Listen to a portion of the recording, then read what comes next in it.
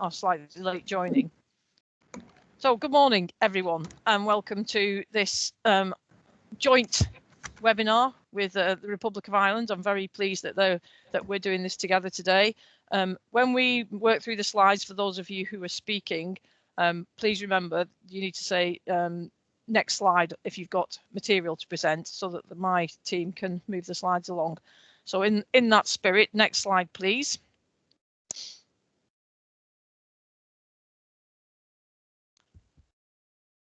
So I think by way of introduction, I think most of you know me. I'm Heather Jones. I'm one of the deputy directors in the Border and Protocol Delivery Group in the Cabinet Office, and I'm responsible for the EU member state engagement team. Linda, would you like to introduce yourself, please? That's great. Thanks very much, Heather. So yeah, Linda Slattery here on the Head of Customs, International Customs and Brexit for the Revenue Commissioners in Ireland. And Heather, I might just take just one moment before we go further, just in terms of just to welcome the participants here this morning to the Trade Association event. And certainly I'd like to thank you and your colleagues in the delivery group and in the embassy for continuing to collaborate with us and to help businesses during this really major challenge through this adjustment period. I don't think there's always visibility on the extent of the engagement that we're having across administrations. So today is just another sign of that, and I just like to thank you all for continuing to work with us to help businesses. And just maybe to kind of that the focus certainly today is on the practicalities, the issues that have come up in the last couple of months, and then looking forward rather than a political type of an engagement today. And that where we have any existing fora where we're already dealing with issues domestically, we will keep to those rather than kind of dealing with those today. And I might just take a quick moment to introduce the rest of the Ray Ryan is presentation customs side, and of two other expert colleagues, Caroline O'Keefe and Celine O'Neill, who will be participating in the Q&A. So thanks very much, Heather. I'll hand back to you. Thank you.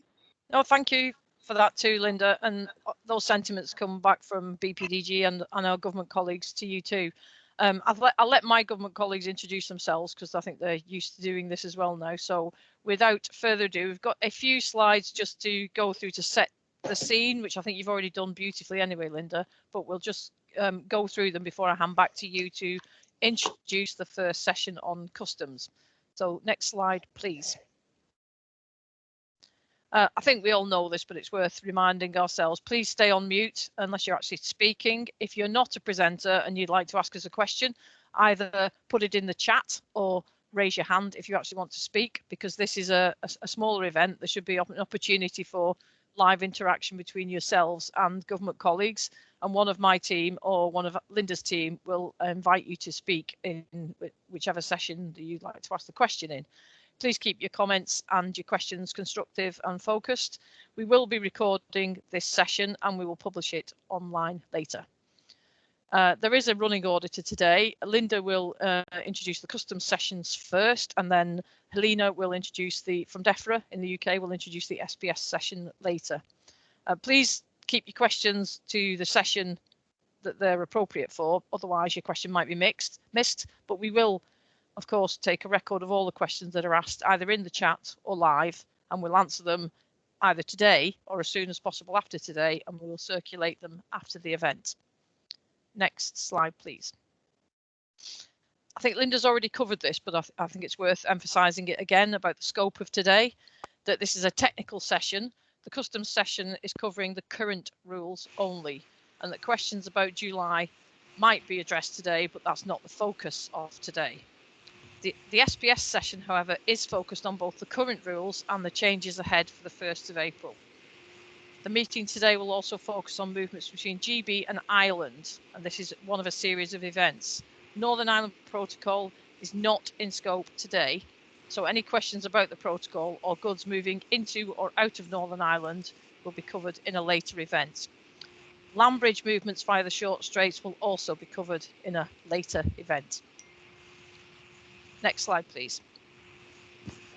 So we've just got a quick draft agenda to show you, but Linda will beautifully talk you through the first session in a moment. So the first session is about customs and logistics, a state of play from the revenue in Ireland and from HMRC in the UK.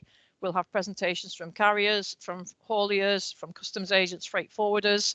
We have a short presentation on inland border facilities by Border Force, who unfortunately cannot make today, so I will cover that. And at the end of the session, there'll be a questions and answers opportunity. But please do post your questions live, because in this first session, Linda has her policy experts available, and we have ours on standby as well, that will pick up as many questions while we're running through the slides anyway.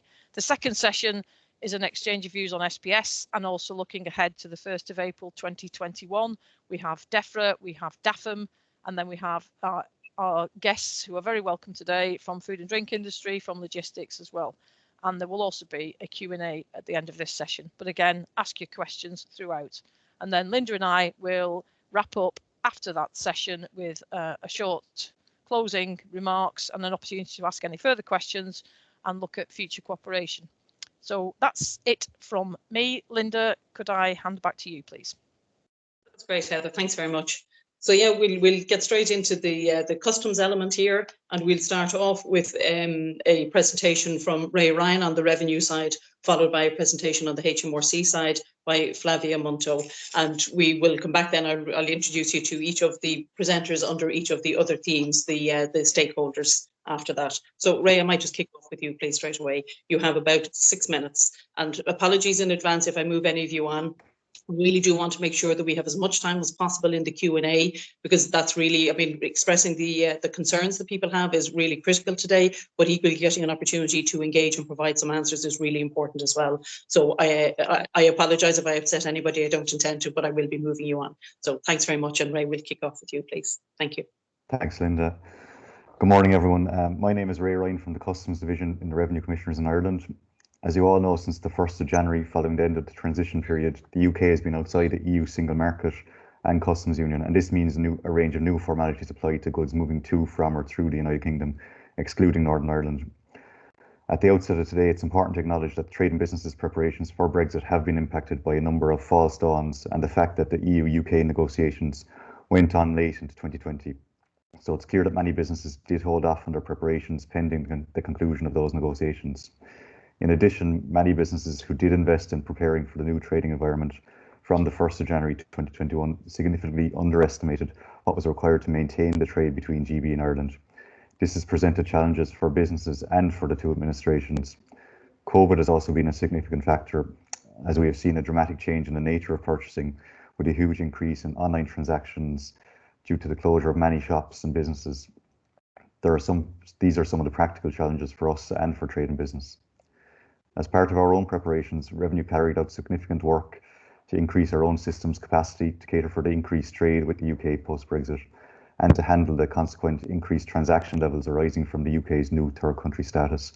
Unfortunately, we have experienced some performance issues at peak loading times.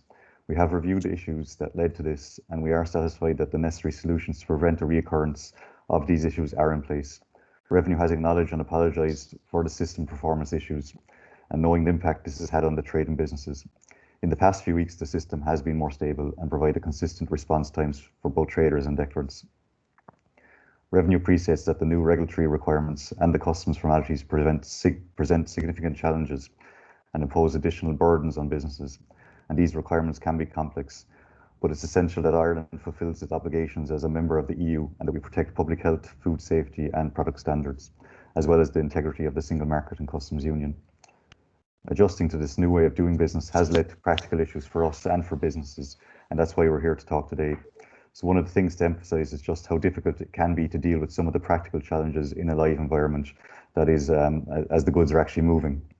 So we appreciate that some businesses have found it's taken longer to move goods through our ports, but it's important to note that a significant number of businesses have successfully made that transition to the new trading environment.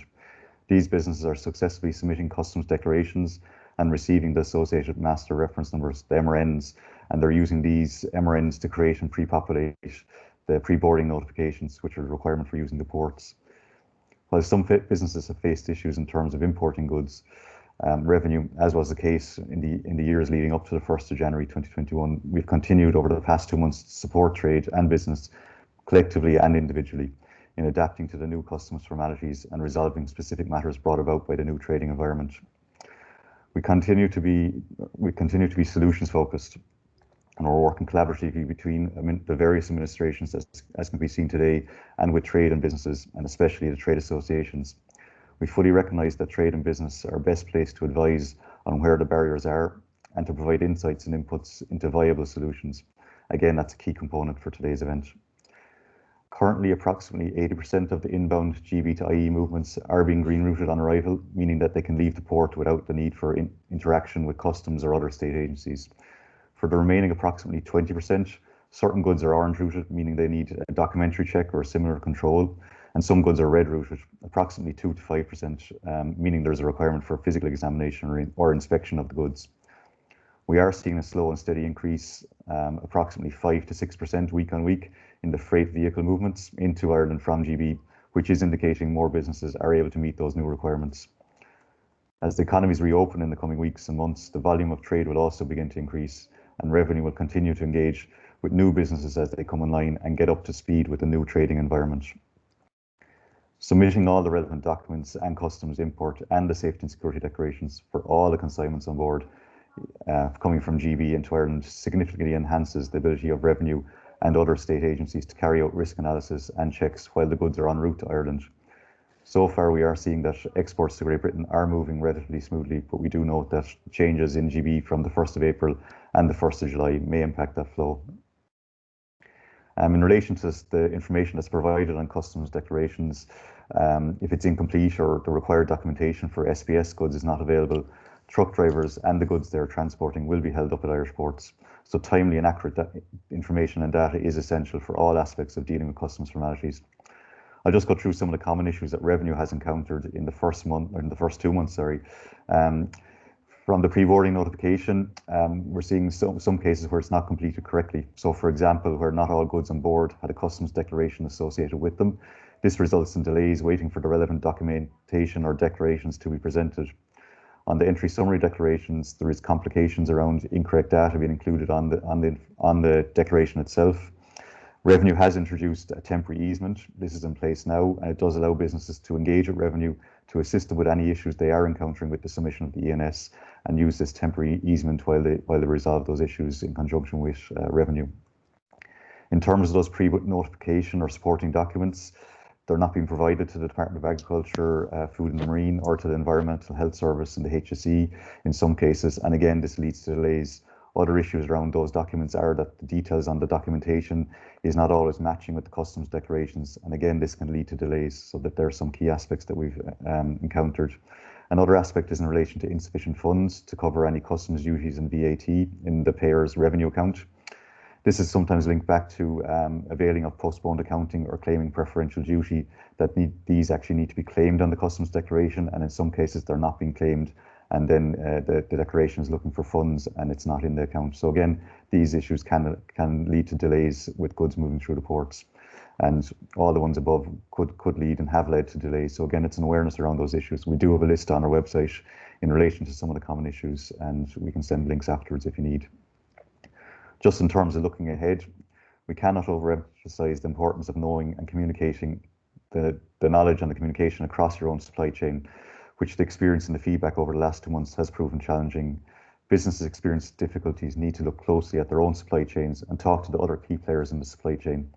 It's absolutely necessary that everyone within the supply chain knows and understands their role and responsibility, and that they're tuned into each other.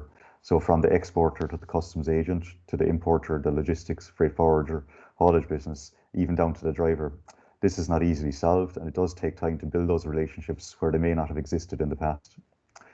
When goods are held up, hauliers are dependent on either the importer or exporter or their agent to fix the shortcomings in the documentation before the goods can be cleared and moved from the port.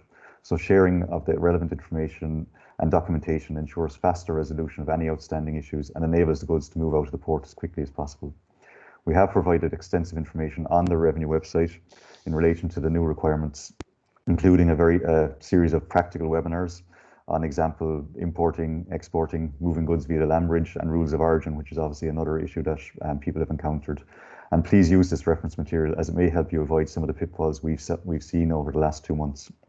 And finally, just to stress again, Revenue will work with businesses in whatever way possible to support and assist them to be able to comply with the relevant customs formalities. And we will bring the lessons learned over the past 2 months to bear in terms of future changes that are being implemented in the coming months. I'd like to thank you for your time and listening and taking on board some of the shared challenges we do have. And we'll now hear the customs update from HMRC. Thanks very much. I think I'll just take over from here. So my name is Flavia Montano, and I'm the HMRC representative today. Just to note that we have a lot of policy support on call today. So we have transit experts and experts that can deal with your questions in the background, as well as on specific challenges that you may be facing. So please don't hesitate to ask questions. Today I'll be covering briefly the challenges that we think are being faced by various sectors, but also trader readiness, supply chain readiness, what HMRC has been doing in those areas, a short transit update with support from colleagues on the call as well. And I'll also be talking about the systems maintenance, so NCTS and GVMS planned downtime. So just as a brief update that we think will be relevant to everybody on the call. So in regards to trader readiness, during the transition period, the government did all it could to help traders to get ready for the 1st of January with a comprehensive public information campaign that has been reaching 17,000 people a week, targeted letters, phone calls, emails, and webinars, as well as events to raise awareness and support traders to prepare for the challenges that they face. For customs alone, HMRC has provided extensive guidance. At the 19th of February, HMRC had run 105 webinars on a range of customs transition information with over 50,000 attendees, and we'll continue to run them whilst the demand continues. HMRC's own customer forum for transition has had 77,826 page views, and we're prioritizing targeted activities for traders, which are driven by insight around the current problems that they and other stakeholders are raising. Our new weekly trader email has also started on the 21st of January, and this is going to 79,000 customers. We intend to build this audience further by using other channels, including call scripts and webinars, to encourage traders to sign up to receive these updates. And we're also preparing a note for the wider transit users audience. So that's relevant from the point of trader readiness. Of course, HMRC also uses social media to highlight key content and signposts to helpful guidance, especially with questions on picking up customs duty costs for a recipient, when you need a NIORI number, what to do and who to tell if you want to delay your customs declaration, and when to use the trader support service. HMRC also collaborate with trade bodies and business representative organizations to identify where to focus our actions to support trader readiness. On supply chain readiness, HMRC continues to engage closely with border industry and supply chain, including hauliers, ports, carriers, to ensure readiness. We've worked very closely with a range of departments, especially Department for Transport, to produce and launch the guidance for hauliers and commercial drivers transporting goods between GB and EU, which was published on gov.uk.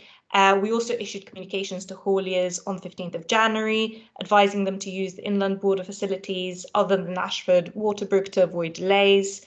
And guidance on inland border facilities has been published on gov.uk, including information on all sites, including logistics, functions and facilities, as well as informing hauliers as to what to expect at the sites, what they need to do to prepare, and any key documents that they need to bring.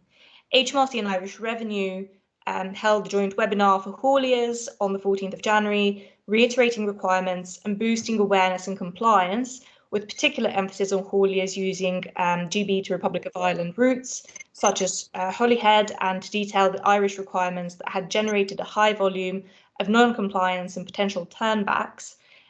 So large numbers of Irish and EU hauliers in attendance here. That might be relevant for you.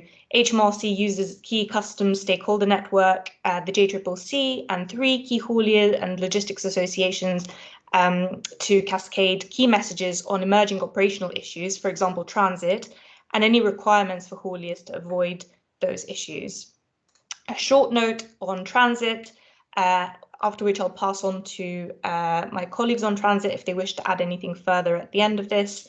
HMRC has been communicating best practice to traders and hauliers on transit, including how to use and a reminder to use the Inland Border Facilities app. Details on this can be found on gov.uk, and the link can be dropped in the chat for you afterwards. This is the best way for hauliers to avoid delays and to pre-book Inland Border Facilities. This is also a reminder to make sure that all local references numbers are presented at Inland Border Facilities for outbound transit movements, and that a TAD is received for each LRN. The best way to ensure this is to enter the LRN into the box that says attend an Inland Border Facility in the app, where they can be associated with a VRN when booking a vehicle into an IBF for an office of departure. So some hauliers have been arriving at the ports, but they've been lacking the import declarations, which prevents them from leaving GB and having to turn back. So we've stressed this in the guidance. And obviously drivers who don't present the LRNs for their load results in incomplete documentations and problems in entering a new customs territory.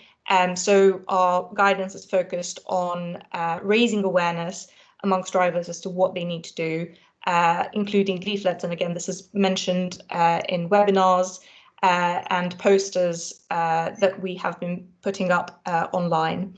So IBFs, I think those are the key messages. Of course, we continue to scrutinise and monitor the latest developments. And of course, we've also been communicating directly with hauliers to support the use of sites and to reaffirm key points. This messaging has been cascaded via Cabinet Office, DFT, and of course, HMRC haulier engagement channels. So from a transit perspective, we've also been working to add new consignor locations, so abbreviated ACCs. We are aiming to activate new consignor locations on NCTS within 5 working days, as long as they are suitable, and a new form for this is available at gov.uk, where you can apply to be an authorised consignor or consignee. Also, some common reasons for difficulties ending transit movements, just to flag that what we're seeing are entering the consignee's VAT registration number rather than the IORI number, and discrepancies between the list of items, which is, as you know, a mandatory part of the declaration and must be attached to the TAD, and the commercial invoice.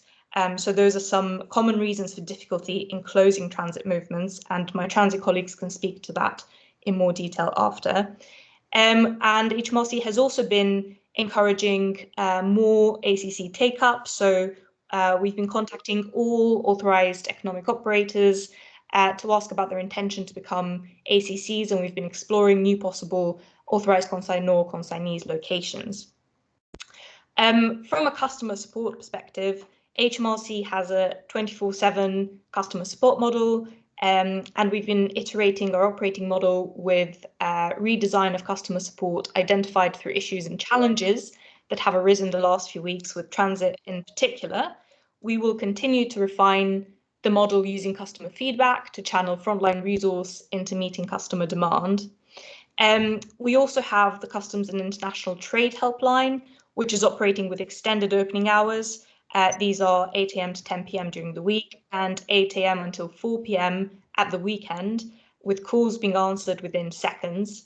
And there is also an option for out-of-hours telephone support and a separate email address for out-of-hours issues, as well as specialist support that has been made available 24/7 for urgent transit and IT issues. Last but not least, I'll touch on systems downtime. HMRC's custom systems are working to design, including Chief, which was upscaled to manage projected EU declarations and will run alongside CDS until further notice. HMRC has been listening to stakeholder feedback about access issues to Chief and NCTS, and has carried out some improvement work on those access channels, which is taking place to help improve performance. So for transit users, this means there will be some short system downtime happening. So for NCTS, this will be unavailable for users, including web channel for arrivals for around 60 minutes from 1 a.m. on Sunday, the 28th of February. So please note, if you're a web channel user for departures, then the service will be down a little longer until 7 a.m. and this is to allow us to carry out a series of upgrades on the system. We have listened to stakeholder feedback, and this work is aimed at increasing stability for NCTS users. You do not need to resubmit any messages, as they will be queued and processed automatically once the system is restored. And to minimize the impact on users, we're carrying out these updates at a time that stakeholders have identified as best suitable. Finally, on GVMS, as part of our ongoing IT improvement, there will also be a short period of GVMS downtime. This is from 12 a.m. GMT to 2 a.m. GMT time on the 28th of February. And for hauliers, this means they must have completed all GVMS-related actions prior to arriving at the port, namely between or before 12 a.m. GMT on the 28th of February 2021. This is because it will not be possible to make amendments or updates to goods movement references during this downtime. So we've been working with carriers and hauliers to make sure that everybody is aware of this downtime, but GVMS availability has also been updated on the gov.uk page, and we encourage you to share this message with your networks. We also wanted to give you as much notice that we'll be carrying out further work in March to continue improving the service access for all users. So the provisional date for this is the 14th of March from midnight to 5 a.m. for the NCTS web departure channel. And this work will involve taking the arrivals and departures NCTS web channels offline, but the new digital arrivals channel will continue to be available, and web channel arrivals users will automatically be redirected to this during the downtime. XML and email channels are not impacted by this downtime. And you will not need to resubmit any messages. As per the other announcement, they'll be queued and automatically processed when the system is restored.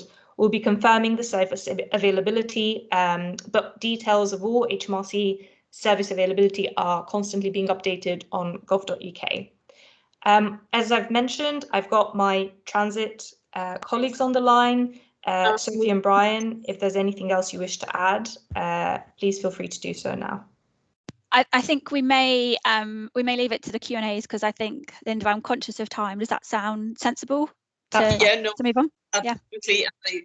I'm not sure if you can hear me. Unfortunately, I was trying to ask Flavia to wrap up there. So yeah, certainly we will pick it up at the Q&A. And look, thank you both, Ray and Flavia. Some really interesting issues there. A lot of information in terms of support, guidance, and some practical advice there. And we will make, I think Ray made reference to the shared challenges that's available on our website. We will share the link for that, and we will share a link after the session for Flavia's readout there as well. So I'd like to thank Flavia and Ray for some two really interesting presentations there. We'll move straight away into Matthew Wright. Matthew was going to highlight some of the challenges that are affecting the ferry operators on both directions, GB, IE and IEGB.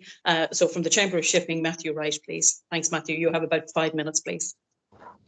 Good afternoon. Thank you very much, Linda, and I'll try to be prompt. I decided not to bother with a presentation because, and I think it's right, because we want to have an exchange of views today, and I think Ray and Flavia have given a good foundation for that discussion. Going back very quickly to Heather's point now. Completely respect the need for focus of this webinar today, but I hope that both HMRC and Irish Revenue appreciate the difficulty that industry has in coming to this webinar today and not being able to talk about the Northern Ireland Protocol, not being able to talk about what is going to be expected in June necessarily, because obviously the whole network has been affected by this. It is effectively a shock, what has occurred in January, and the repercussions of that shock are still being felt throughout the logistic chain. And I appreciate we need to focus on Republic today, and we will, but there was, and clearly seen from the questions that are coming up already, industry is going to want to branch out and discuss about other aspects of it. Furthermore, we do welcome, on that note, we welcome the announcement earlier this week in respect to the Northern Ireland Protocol and the commitment from both sides of the trade agreement to abide by it, and also for the announcement earlier that a new operational plan is going to be announced soon for supermarkets and digital solutions. And again, I will come back to this later in my presentation, that we certainly would encourage this work as soon as possible. I think it's, while we're only, 2 months in, there's already a lot of lessons that can be learned from what has happened in the last few weeks. We obviously have been working on Brexit for a long time and have been anticipating what might happen, but there was always that uncertainty. Trader readiness, though, was one area that we were pretty confident was going to be a significant concern. Major operators and stakeholders in the logistic chain, even on January the 1st and maybe even in the week after, were not entirely clear about the need for PBN, for example. And that level of information and knowledge at such a late stage was quite alarming to our members. I think one of the lessons we can learn from this is certainly about simplification, certainly in terms of the messaging, but also into the process. Again, an example of this is something we were a little bit sceptical initially on, was TSS in Northern Ireland. And we certainly think a similar sort of scheme to provide that knowledge. I recognise that both Irish Revenue and HMRC are doing a lot of membership engagement, but a focal point like the TSS would be quite advantageous, we consider, for public trade. As I said, we were initially a little bit sceptical about TSS, but we actually think it's actually providing some significant value now. And we would certainly encourage a similar sort of approach on the Republic and the advancement of that. We certainly commend HMRC in their recent efforts of industry engagement. I think Ray's point he made earlier in terms of the detail and the complications, and that's what's causing a lot of the problems. Again, we would just encourage further reviews and the simplifying of processes. Again, I note a question already on ENS. Again, this is going to be debated, I imagine, to greater length further in the webinar in terms of the potential for extension of such easements. But it's a case in point that such detail and such simplifications are really required quite urgently. 2021 is going to be a massive struggle. COVID is already obviously having a massive effect, and with this slow uptake in trader readiness and demand, it's going to be a big challenge. One things we've got to bear in mind are, as I said earlier, it is a shock. The logistic chains in the market are still trying to find their feet about what the new settled status is going to be. Is there going to be shift in trade patterns? We already think that there might be. We're not going to put a bet on it yet, that it's definitely fully baked into buyers and suppliers' supply chains. But the early signs are that some of those shifts in trade could be potentially long term.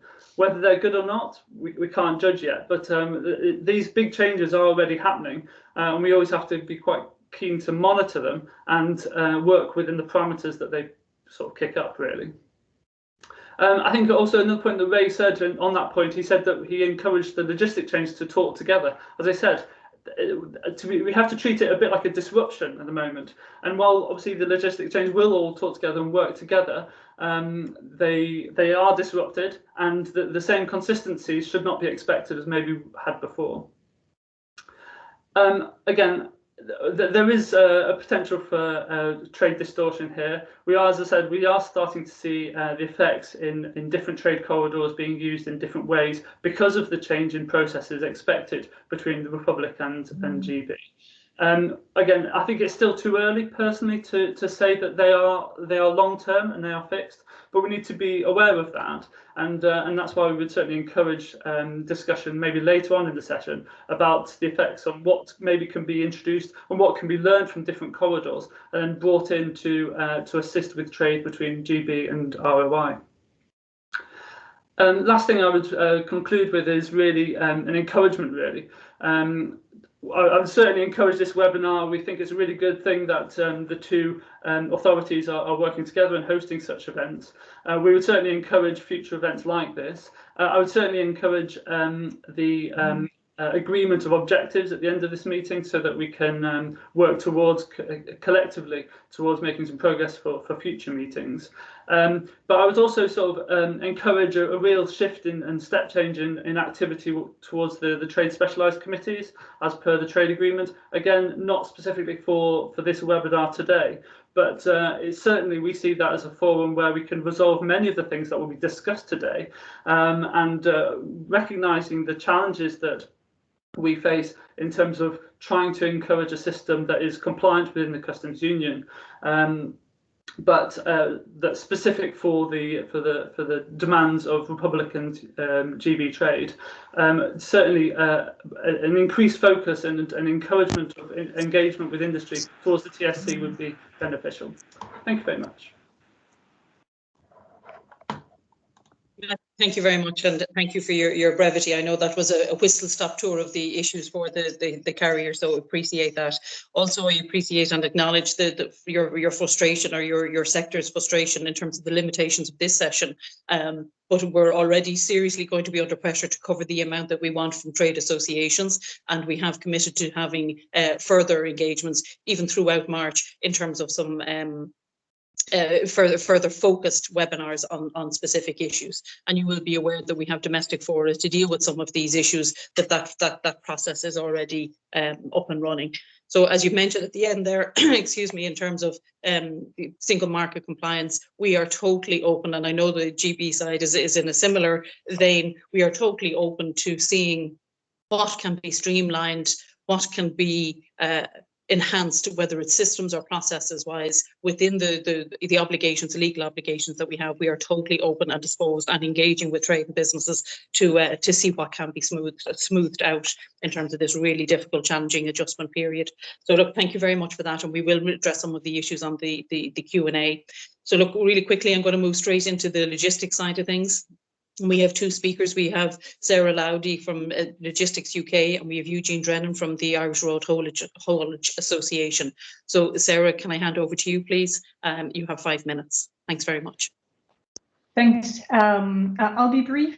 I'll try to focus on this part of the agenda, customs in particular. But maybe as a reminder, I'm going to speak on behalf of the whole logistics industry in the UK, not only hauliers, because our membership is larger and more diverse than this. We have transport operators. We cover all modes of transport, but we also have freight users and intermediaries. So I'll try to give an overview, which is systemic and covers all of those interests. So customs, of course, has been possibly the biggest challenge for our members since the beginning of the year. We've surveyed our members, and among those who had to cancel or postpone some of their operations at the beginning of the year, 88% said that it was caused partly or in full by customs-related issues. So in terms of absolute numbers, this is quite important. I have to say that since the beginning of January, we have seen an improvement in terms of the level of compliance and how the customs processes have been working. A large proportion of our members acknowledged that many of the issues they were facing in relation to customs were due to initial misunderstandings or misinterpretations of the rules. So an educational challenge here, either on their part or on the part of their supply chain partners, sometimes on the part of external service providers, possibly even certain officials at certain locations, because it was new for everybody. So a collective educational challenge here, but it's possibly positive news because it means it's something that can be overcome and improved over time with information, guidance, and efforts. Moving beyond those understanding issues, one of the key problems and one of the main cause of concerns over the past few weeks in relation to the Republic of Ireland in particular was the unavailability of the AIS system several times over the past few weeks. Of course, for traders, for hauliers as well, it was a big cause of concern. So I know that there's work going on that, and that it's being treated seriously. So something I still wanted to mention. Transit movements have proved more challenging than one could have thought for traders, in particular because it seems to be quite frequent that the transit movements movements are initiated properly, but not necessarily discharged properly or discharged at all at arrival. So here it seems to be a problem with having an end-to-end coordinated approach of the movement of goods, something that has been mentioned already by Ray and Matthew in relation to the need for coordination within supply chains. So that's something we're highlighting to our members, asking them to pay particular attention to that, asking them to work closely with their partners on the other side of the border.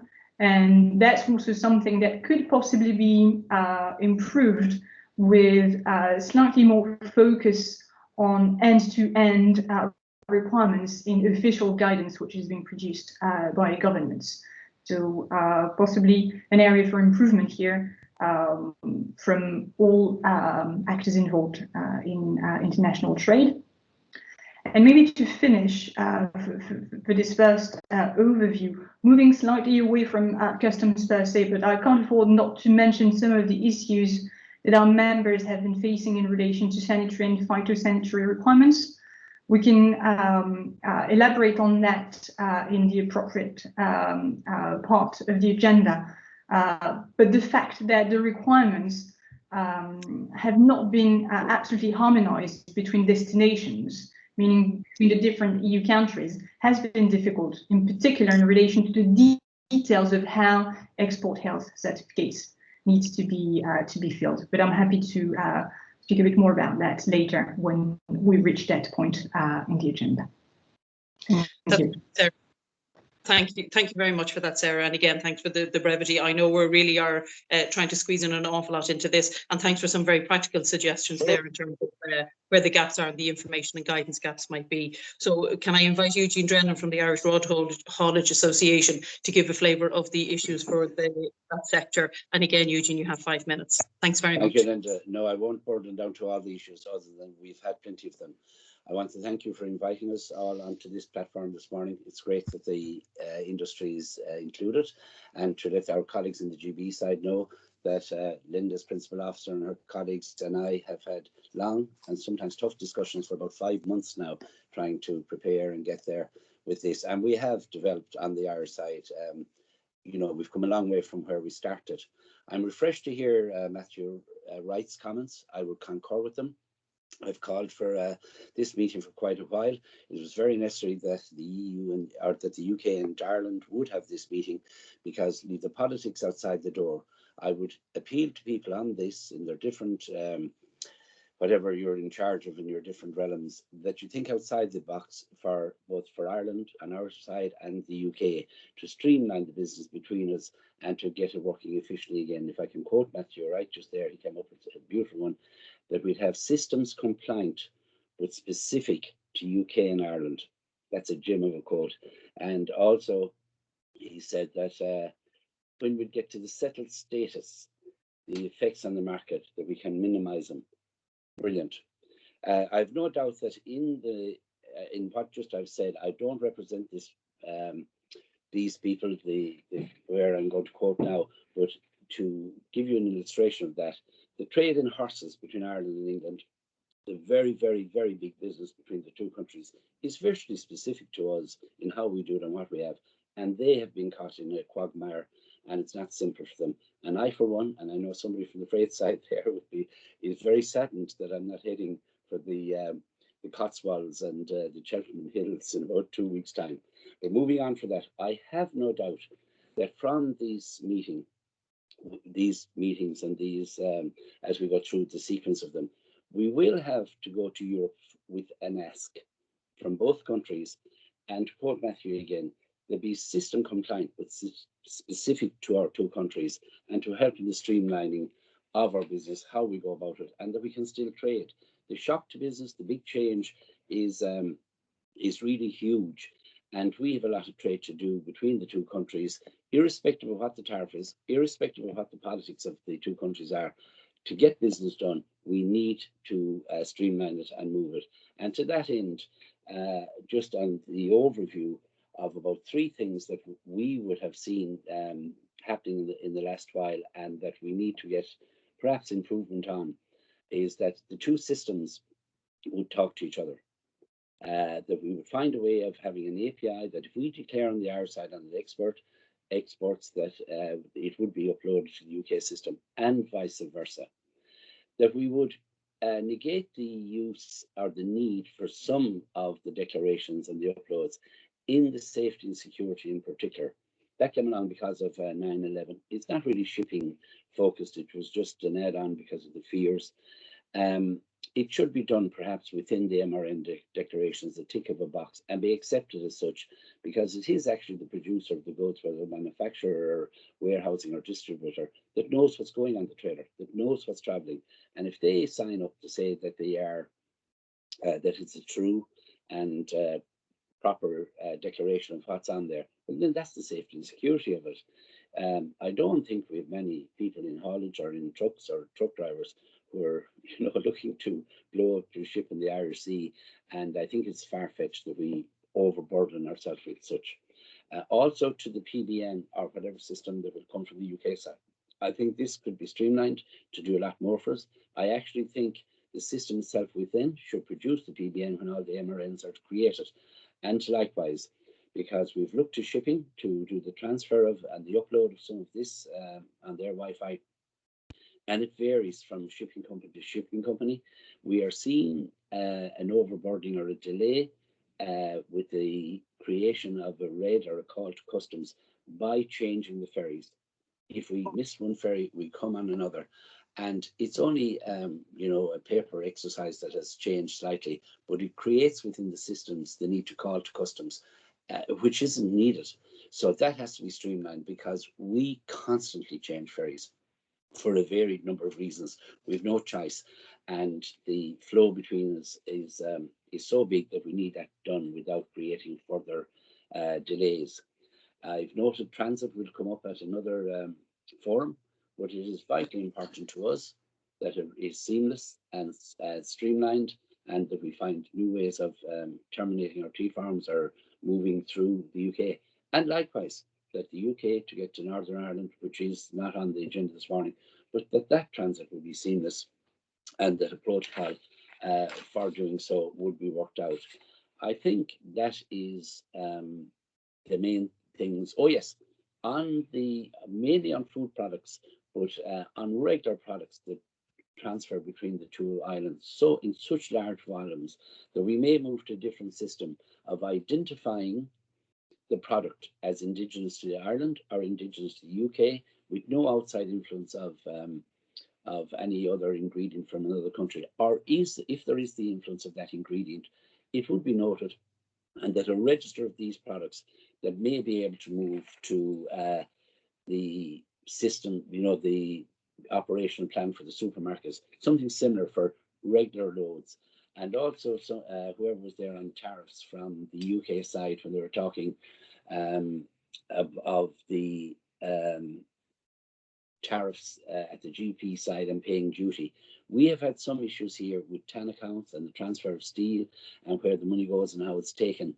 Likewise, at the UK side, that whatever duties have to be paid, that we can get to them with simplicity on the new electronic devices of transfer of information, and that a regular update of what was applied where and why would be available to the haulier or to the declarant virtually immediately or by the following day, because there's too much money involved and catching up on it. Raising awareness of drivers on both sides of the Irish Sea. The pool of drivers are now, some of them with perhaps not the same degree of English as we have, and the uptake on knowledge may be a little slower. So we must go slowly there, make sure they've got it. There is a huge change of drivers regularly. So I don't know where we go, but you cannot have an expectation that you issue a diktat or you give some information out and the drivers pick it up from whatever means you've chosen to give to the driver. There has to be backup system or surety that the message is received. I've taken enough of your time. That is the overview. Thank you, Linda. That's great, Eugene. Thanks. I was literally about to come in. So yeah, no, thank you very much. And look, it's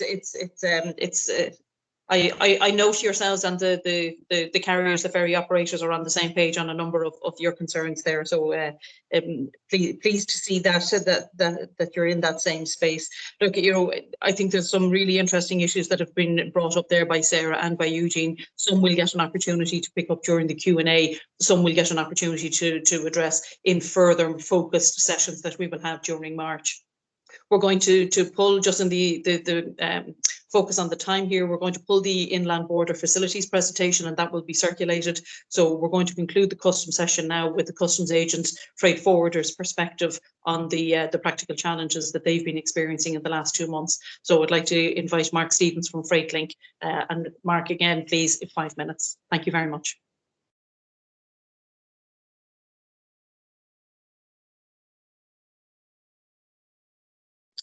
Do we have Mark? We do. He's on mute, I think. Are you there, Mark? I do apologise, sorry. Morning, everybody, and I'll jump straight into it.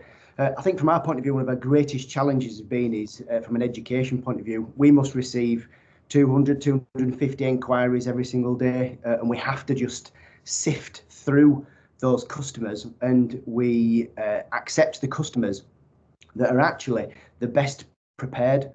We continue to have customers that still don't know what an EORI number is, are still completely unaware of some of the very, very basic requirements that are required for a customs declaration. So from our point of view, that continues to be a real big challenge. Does that? I think the second thing as well that we continue to have, in particular with our trade to Ireland, is that we've seen an enormous drop in volumes regarding going into the Republic of Ireland, and a huge increase in volume going to Northern Ireland. And whilst I accept that the Northern Ireland Protocol items are not to be discussed today, the reality is that we know that Hawley is for the reasons of avoiding the complications of customs entries, are simply circumventing the system and moving goods through into and through Northern Ireland routes and avoiding Republic of Ireland routes. And it's a real challenge to be able to explain that to your customer base and try to encourage them to use the services that are actually there through, for example, through Holyhead. We continue to have a real battle with some of the smaller clients who we deal with on a day-to-day basis, who are installation companies, shop fitting companies, piling companies, in relation to explaining ATA carnets and when an ATA carnet is needed, and in fact when an export and import declaration is needed, and also then when a safety and security declaration is needed. I think we've certainly had first-hand experience of people actually at ports and some of the ferry companies not getting this right and providing incorrect information. And it's a real challenge then to try and unpick some of that work and to make sure that the goods that are moving actually are compliant. We also are seeing there's a large number of the UK importers and exporters from a point of view of the EIDR registration system, who at the moment are just in the belief that goods can come into the UK, but actually haven't actually completed the registration process. So we've got a real concern that there's going to be a real task coming up for HMRC as we start to actually move towards that July period when declarations have to be completed. We continue to have customers who are reporting lengthy delays on customs comprehensive guarantees. From a transit perspective, the information that we're getting back at this moment in time is that there's a number of customers there that have had those applications for a number of months and continue to chase up. So any assistance to improve that situation would be greatly appreciated. Something for the guys on Irish Revenue is look at providing APIs for the PBN system. An awful lot of this data we already have, and we could actually automate and improve the whole system and make it much more fluid. The moment you give somebody an app in the hand, there's errors, and it's frustrating for the whole marketplace. So we actually have an awful lot of this information there. So if HMRC, my apologies, if Irish Revenue could look at automating some of these systems, so we could actually API that data in, that would be really, really helpful. I know Ray a little bit earlier was talking about the AS system and the performance levels. I think from our point of view, it'd be quite good to have some real time, just some information out there that you could actually see what status the AS system's at. We certainly have experienced a high number of goods that have missed ferries because the AIS system has been taking 5, 6, 7 hours at times. Then on other days, it's turning it around in a matter of seconds. So it's really difficult for the whole haulage industry to be able to plan and hit ferries if they're trying to work with such a large moving target. I think what's going to be interesting is we start to head towards March, and anybody in the ferry industry, the weather's going to start decreasing in terms of ship reliability. As we know, there's an awful lot of goods that are moving direct from EU to Republic of Ireland routes.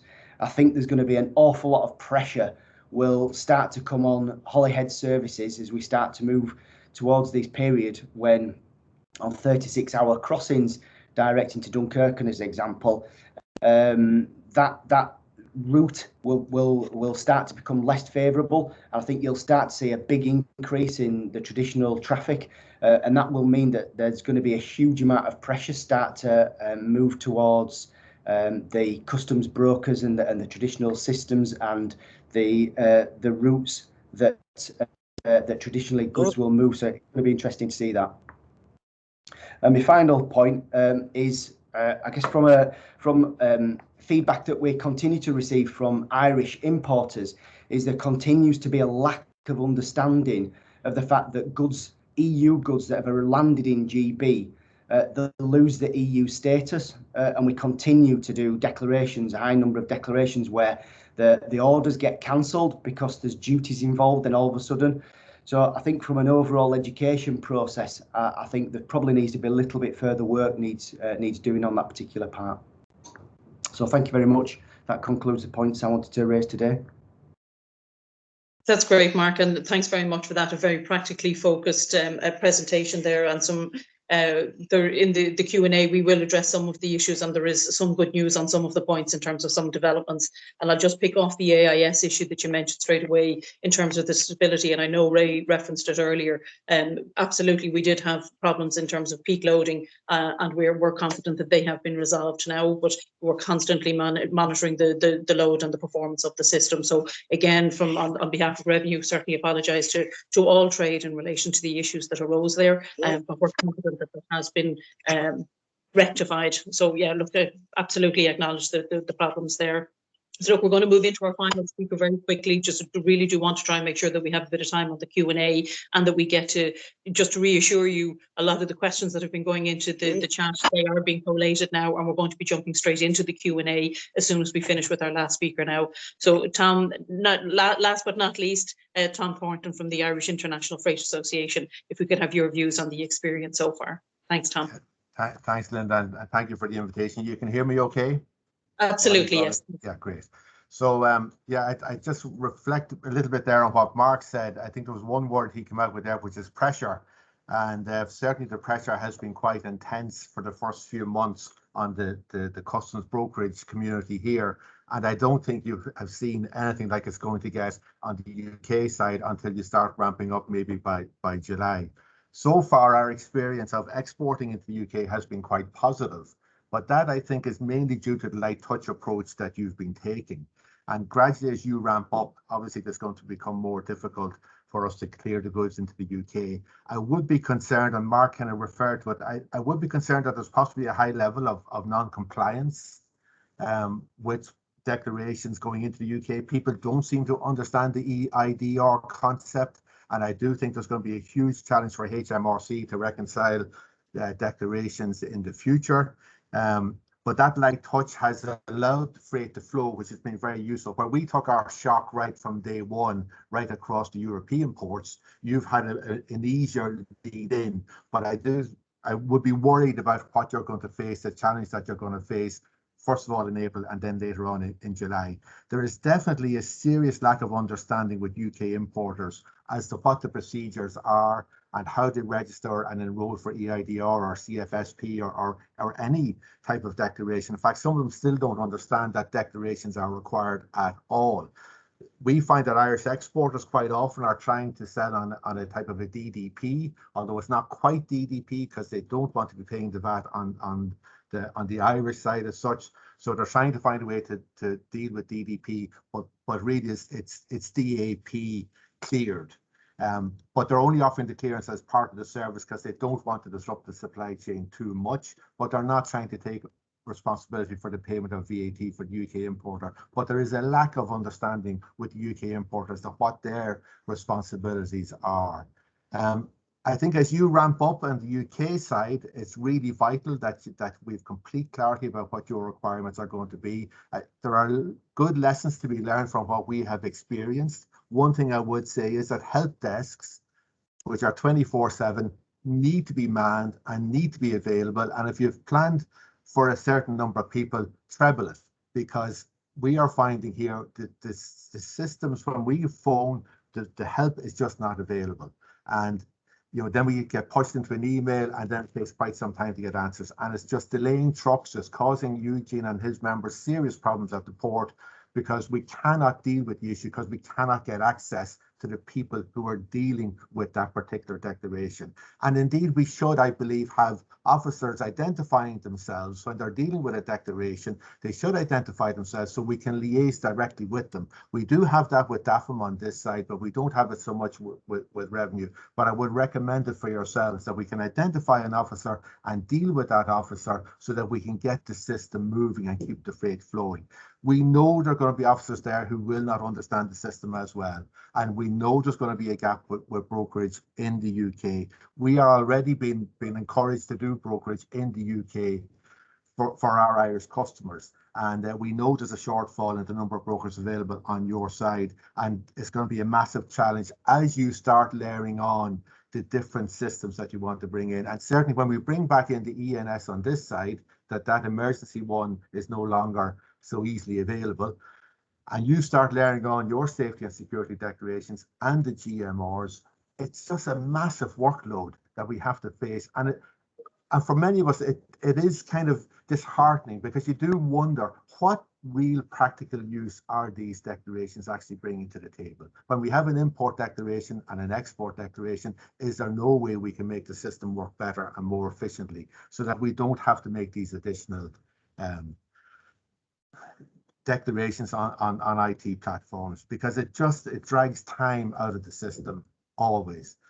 Transits and transit guarantees from the UK are an issue for our members. They find it difficult to find people in the UK to issue transits. They find it difficult to find people in the UK who understand how to issue a transit, and there's certainly a shortfall in guarantee availability. Because some of our members are clearing goods in the UK on behalf of their customers, they do find that transferring funds into into their own deferred account in the UK, because transferring from Ireland, it can take 3 days, and that's very slow, obviously, if you're trying to do a top up. So if there's some way that maybe HMRC could have an Irish bank account that Irish companies could top up immediately, that would help a lot. We're very concerned about the SPS checks coming in, but I know that'll be dealt with at a later stage. And I know the Northern Ireland Protocol isn't for discussion now, but we really do need a session on the Northern Ireland Protocol, because it is going to be a challenge for us. And the last thing I would touch on would be the EU goods. Certainly we have seen our customers over here getting quite a shock when they're buying EU goods, which have been sitting in the UK in a warehouse in the UK. They don't understand why they have to pay duty on them. And really, we are probably the most affected by that. It's quite common that a UK company would be a sales agent for Ireland and the UK for a company in Holland or Belgium or Austria. It's not at all common, obviously, in Holland or Belgium that you would have a UK company representing a European mainland supplier like that. So I think we are the most disenfranchised by that process. And I would encourage, I suppose, Irish Revenue to maybe bring that back to Europe to try and find some solution for it, because it is certainly affecting Irish customers here. And that's all I have, Linda. Thank you very much. That's great, Tom. Great. No, thank you very much, both Mark and Tom. Thank you very much for your presentations there. And look, I'm certainly struck by the frustration, Tom, that it's clearly underpinning your contributions and everybody else from this morning. But I'm just prompted to probably state the obvious. You know, like it's clear the UK have left the European Union, and that of its nature, of its, you know, there are consequences. And both administrations on this call, in terms of IE and GB, there's no doubt that we have a shared objective in terms of minimising the disruption. But I think we need to recognise that the trading relationship has changed, and that no matter how much alignment there is, that it is just not going to be possible to be going back to a pre-2021 trading environment. So having said that, I know you all recognise that already, and we are totally open and disposed to looking to see what can be streamlined, what can be aligned within the framework that we have to work. So we're certainly committed to doing that, but I think we just do have to recognise it is a different environment now. So Margaret, I know you have been capturing some of the issues on the Q&A. So I would like to thank all of the speakers from the customs session this morning. Thank you very much. Really constructive stuff. We will be taking the notes away from that. We will be looking at the further engagements that we need to have on the issues that you've specifically addressed. And I'll jump straight into Margaret for the Q&A. Thank you, everybody. Thank you, Linda. Good morning, all. Thank you all for your questions in the chat. That's very useful, and I've been trying to collate them together. And I know my colleagues from government departments have been answering some of them, but we will perhaps bring them out in this Q&A because, of course, the event is being recorded, and for those who may want to listen at a later date. The first one I'm going to come to, which follows on from a little bit of a theme from what Linda talked about, is that the recognition that we have left the EU, but there was a question about the uptake for Irish Revenue on the ENS easement that you have in place. Will this continue for a few more months? Is it being used by default, can you see, or is it more by exception? And then a little follow-up question for both Irish and UK Revenue about HMRC, about the opportunity to agree, perhaps, some entry summary declaration requirements, some easements between the two in the future. BIFA, I note, are not optimistic that this will happen, as I've asked for this before, but we thought we'd just ask again. Celine, would you like to take that one on the Irish side, please? Yep, no problem. Thanks, Linda, and thanks, Margaret. Yeah, so we haven't actually seen, believe it or not, high numbers of companies using the ENS easement. And what we have seen so far from the analysis is that about half of the companies that used it and that we then engaged with are no longer using it. So we've helped them to upskill in order to be able to complete the declarations themselves. Of the remaining half, we're still working with about half of them, so half a quarter, to help them to do the declarations and to move towards it, towards full compliance with the requirement. And then we're still identifying the others to see what was causing the issue and how we can help to move towards full compliance. We haven't seen that people are using it as a matter of course. I mean, we've acknowledged already during this forum, for example, that there were problems with IT systems. And when that has happened, we have seen people move back to using the ENS easement. But on the whole, it's a positive experience. Companies are happy to engage with us and are appreciating the support that's being provided, and they're making every effort to move towards submitting the declarations themselves. On the wider aspect of, is it possible to not require an ENS at all? The short answer to that is no. The only way to not require a safety and security declaration is if the other party is part of the EU's safety and security zone, and we all know that that is not the case now with the UK. So I don't want to give false hope that suddenly this could be removed, but certainly there was a willingness to keep discussing it as part of the joint partnership councils that will be set up as part of the EU-UK trade and cooperation agreement. So never say never, but even if it did come about, it probably won't be something quick. So I think everyone just needs to engage with the reality that it is a requirement at the moment, and to work with us to see how we can assist you in doing those requirements. Thanks, Linda. Thank you, Celine. HMRC, is there anything you wanted to add to that? I think Celine has covered it off nicely. So unless you interrupt me now, I will plough on and ask HMRC a question about customs warehousing. I know you've answered this in the chat, Claire, but could you just talk somebody in HMRC talk us through a little bit about what you're doing to improve capacity issues at customs warehousing. How are you helping these applications to move quickly through, please? Hi Margaret, it's Claire. Good morning to you. So as we have put in the chat, but yes, absolutely for the recording as well.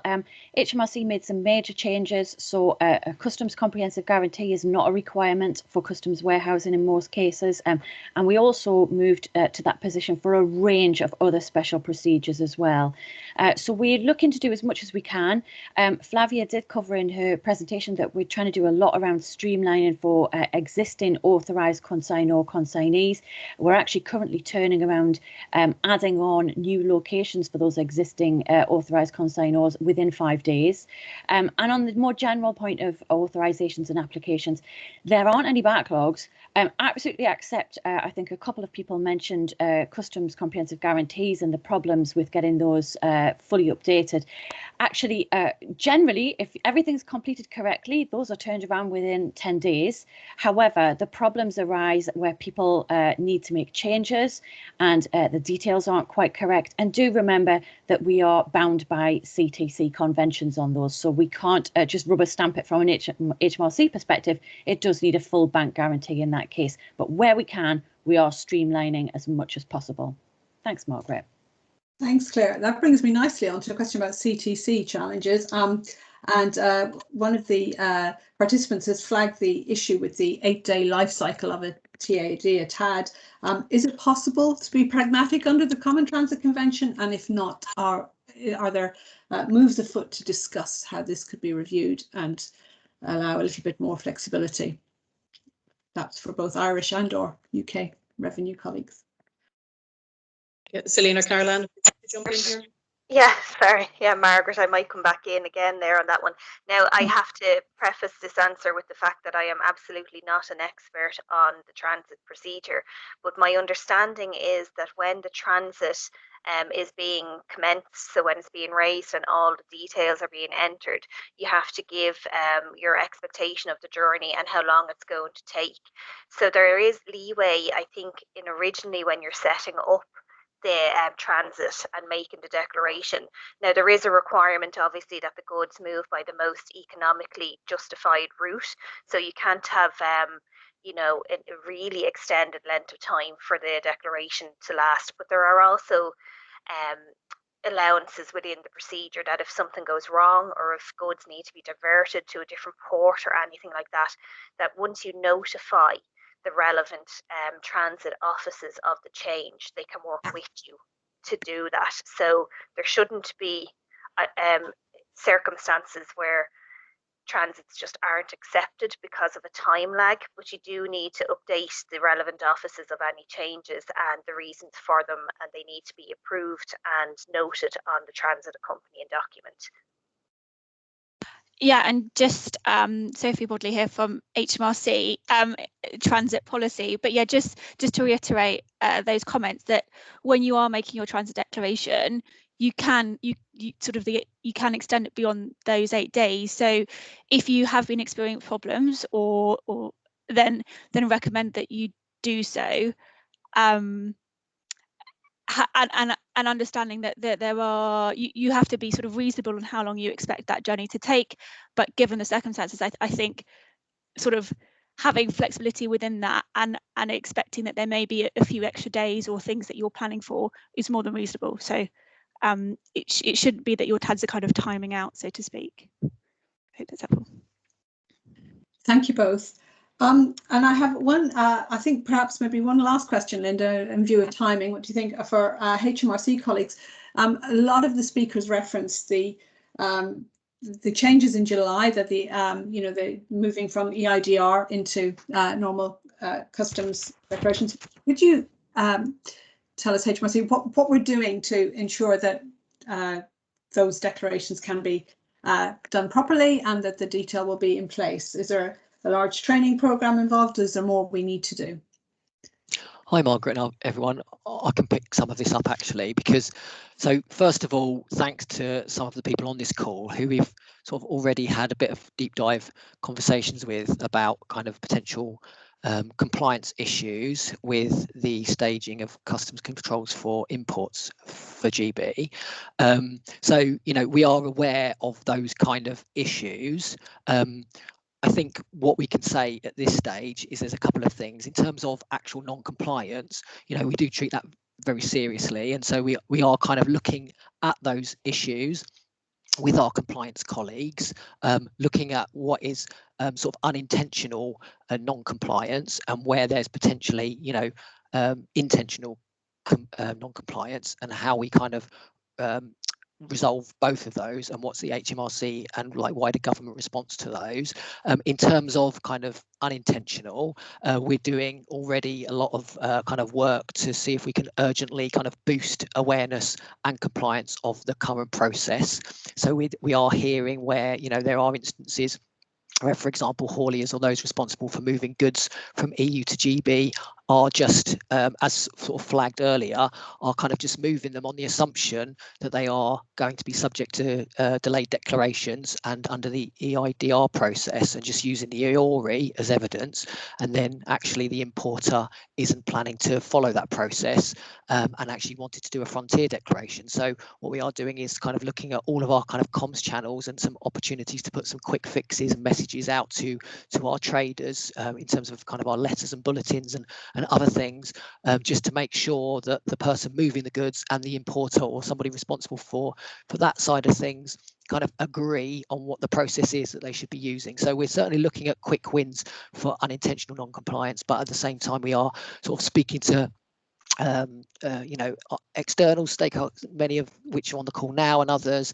and internally with our compliance colleagues, to sort of see how we most effectively respond to those, including we actually had a JCCC with, again, some colleagues on here probably on attendance, where just a couple of days ago, where this one came up as well. So we are exploring that further. Thank you, John Paul. And I think we could probably carry on for much of the day. But better not. There was one last thing I wanted to just flag in the chat. There's a lot of talk about CPCs and the complexities there, and I think, correct me if I'm wrong, but I think our HMRC and other colleagues are agreeing to work with trade bodies and others to make sure that we have the right training and detail and guidance in place for that. That's something to flag. And the only other thing I was just going to rather cheekily mention to our colleagues in Revenue and HMRC was there was a comment earlier in the chat about is everybody satisfied that the data we're collecting in declarations and so on is required and necessary, and is there some work going on to review the detail collected in declarations and perhaps remove that is unnecessary?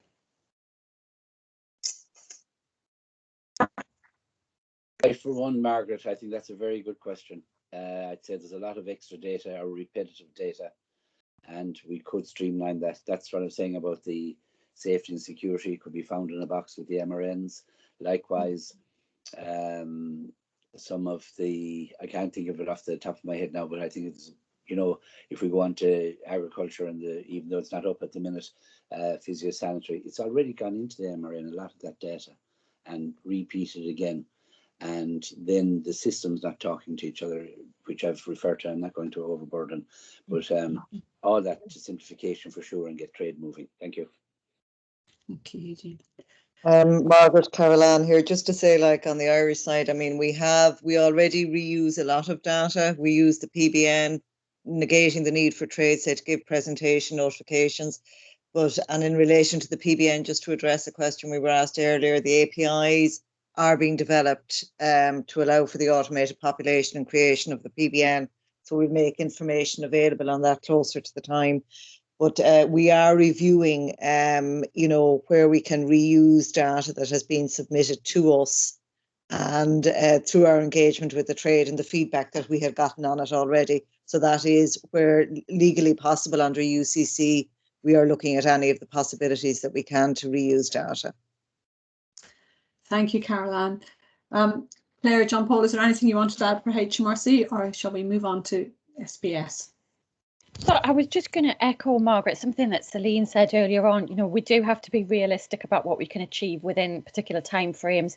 This is included in the TCA, and as my Cabinet Office colleagues are well aware, because they are leading on this, there is a big programme of work around border strategy for 2025 and all of the improvements that will be made up to that point as well. And I know we've been, again, talking to a lot of stakeholders across this group and wider. Thanks, Margaret. Thank you very much, Claire. Thank you all. Helena, I apologise. We are overrunning a little bit, but if we could hand over to you for SPS. Thank you. Can you move the slide on? Thank you. Hello, everyone. My name's Helena Busby. I am the head of Member State Readiness in DEFRA. I'm not going to talk very long myself because I really do feel that it's probably more important that you hear from the experts than from me. But I would like to just briefly talk a little bit about some of the things that we've learnt from our experience in January, and I hope that you can hear me nice and clearly. So the top SPS issues in terms of exports from GB were, I think, are well understood and well recognised. There were significant issues with some of learning the lessons about paperwork, that there were delays and long waits at the border due to documentary checks, that there were documentation missing. Sometimes vets didn't quite get it right the first few times. Some consignments were not being pre-notified ahead of arrival at the border control post. And I know that some businesses felt that there were a higher level of checks than they were expecting. So that's what we saw in January.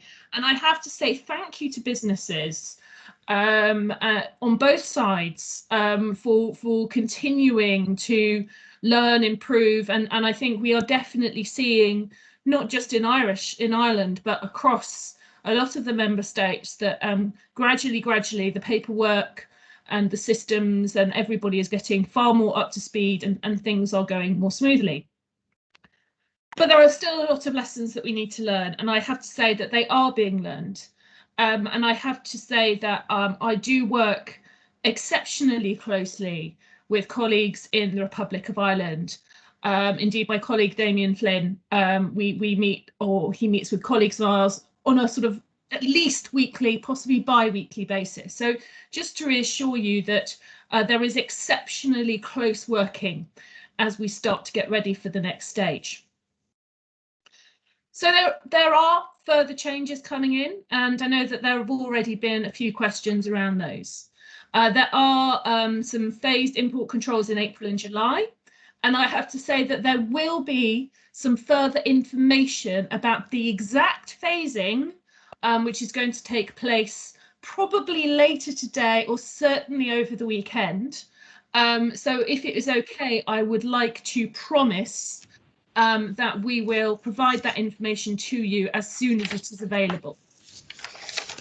So from April, traders importing products of animal origin and high-risk food and feed not of animal origin will be requiring export health certificates and or phytosanitary certificates. So that is well documented on the border operating model, and I hope that you have found the information around April. In terms of getting you ready for April, obviously we're having an event today, but I think I can promise that we'll be working really closely with the Republic of Ireland colleagues to ensure that we are getting the right messages out about exactly what is required for the EHCs, exactly what is required for the IT systems and everything else. And I can reach out now to say if there is anything that we can do to help you, we would be happy to do so. From July, as you know, the plan is to have imports will be subject to exactly the same as subject to the rest of the world controls, and the SPS goods will be subject to checks and processes. And we are already holding a number of webinar events around preparation for April, and will continue to do so over the coming months. about getting ready for July and beyond. I would like to finish there, if I may. I do have some experts on the line, both from DEFRA and from DAFM, who will be ready and able to answer any questions you wish. So if I may go to the next slide, I believe I have colleagues from DAFM who are going to give a quick update from their perspective. Noreen or Joe, who would like to speak? How you doing? It's Joe here. I can kick off. Yeah. So basically, if we move on to the next slide, we have been having three main pillars of issues with kind of consignments coming into Dublin Port since the 1st of January. So registration, declaration, and then the accuracy of the declarations. So registration would have been a bigger problem initially, but it's still something we see occasionally that a consignment would arrive and the operator responsible for the load will not be registered with DAFM or not be registered with Traces NT. So it's a requirement that the person responsible for the load will have to be registered as a freight forwarder with Traces NT, and they will also, for plant products, need to have a plant health registration number issued by DAFM. And information is available on the website displayed there. And that brings us on to declarations. So sometimes we might have operators that are registered, but a consignment would arrive without a declaration having been made. And in these instances, we need to detain the consignment until a declaration is made. So if we move on to the next slide, we can see what's involved in a declaration. So a shed PP has to be created for all the products outlined in the legislation, and in some instances a shed D for pesticide residues is also required, and in other instances of dual controls on the same commodity, both shed D and shed PP will need to be created, and if the shed D is not created and it's required, that can cause a delay. It will need a declaration. So we need a 24-hour pre-entry notification. This is important because it gives us time to troubleshoot any potential difficulties in the dock check, any non-conformities. And it also gives us an opportunity for plant products to issue a pre-clearance for a consignment where there is reduced frequency checks. And if we deem it not to be of high risk, it can actually get an exit port routing. So it is an incentive for you to get your application in early. So some problems we've been seeing, the person responsible for the load, after they submit it through the DAFM portal, and we find difficulties with the application. The person responsible for the load, they should be available for contact outside of office hours.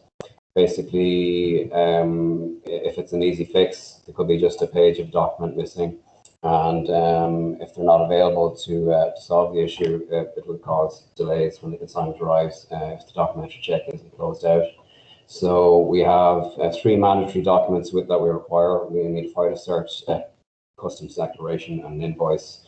And so if a document is missing, that could cause problems. We need to make sure that all the documents uploaded relate to consignments. We've seen issues where some operators would be bringing in the same nature of consignment from the same suppliers week in, week out, and might be an invoice that or a phytocert that pertains to a different consignment uploaded, and that can cause problems.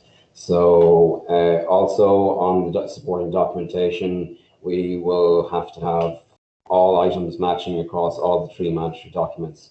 So basically everything on your commercial invoice should be declared on your phytosanitary cert. So if there are goods on any document kind of not covered on all three, there will be problems. So on the current slide here, we see the declaration as it would appear in a shed PP. We have three different commodities: country of origin, the package count, and the net weight, and the botanical name. And that should match then on the phytocert. If we go on to the next slide, we will see the critical information that we need on the phytocert. It needs to be addressed to the NPPO of the Irish Republic. The cert will be invalid if it's not addressed to the Irish Republic. So this is something we would see an operator might have to go back to DEFRA if there's a mistake on the phyto, so you should review it before you submit it to DAFM. Then also, if there are attached sheets pertaining to the phytocert, make sure they're included, otherwise the application will be invalid. If we go on to the next slide, We will see an attached sheet with a phyto cert that matches the shed PP. So you have your package count, your product description, they all match, and the net weight. And then on the next slide, then you'll see customs declaration, your same 3 products, your same 3 net weights. In some instances, we've seen extra commodities that require control itemized on customs declaration, but they weren't on phyto cert. That causes problems. And then finally, if we look at the commercial invoice, we will see all products match. And it will be a good idea for hauliers arriving in port to have a point of contact for the person responsible for the load. As mentioned earlier in our customs piece, every actor in the supply chain needs to be able to communicate with one another, and if there is an issue with the haulier and the goods in the port, if they have an out-of-hours contact for the person responsible for the load, it can help push issues along. All right, thank you. I can hand you over to Noreen now. Thank you, Noreen. Yeah, I'm here. If you can hear me, please. We can hear you perfectly. Perfect. Next slide, please.